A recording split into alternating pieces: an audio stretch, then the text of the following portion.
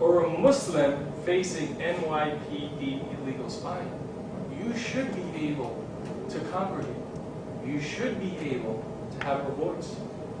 You should be able to exercise your constitutional freedoms without getting hit, maced, or arrested.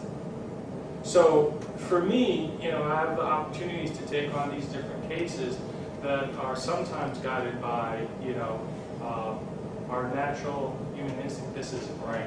We should do something about this. And, will we get the NYPD to change their policy or to retrain their officers?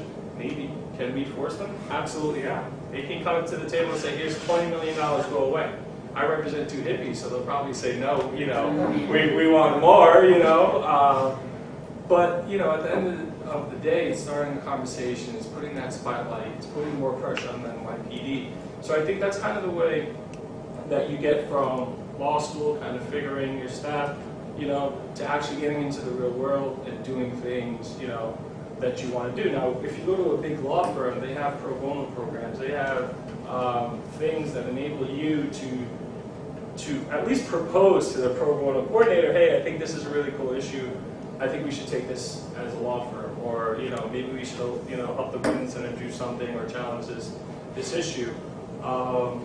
So no matter what, the more experience you get in different areas as a law student, the more control you'll have over your destiny, and the more ability you'll have to do what you want to do and make a difference down the road.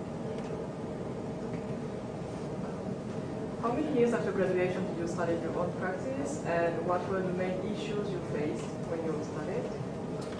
Wow. I think it's 6 or 7. 6 or 7? Yeah. The issues, it's just like building a business. Practically speaking, you want to lower your overhead while maximizing, your return. But I think the biggest issue for a law practitioner is confidence. Someone came to me because, their daughter, the single mom, their daughter was committed to a mental hospital in New Jersey. They refused the mom access to the child. They didn't tell the mom why they were being committed. So, this is a very compelling case to me, and trust me, I represent the man. I do a lot of corporate litigation, so I don't want you to think that it's all like, but when these certain cases come to you, like, okay, how do I know nothing about DIFAS, the Division of Youth and Family Services in New Jersey. I know absolutely nothing about, mental health law in New Jersey and how and why a youth or a young person can be committed. But I know no other lawyer is going to take this case because this client doesn't have the ability to pay. And more importantly, I know I have resources. And I think that's what, that's what helps with the confidence. One, having people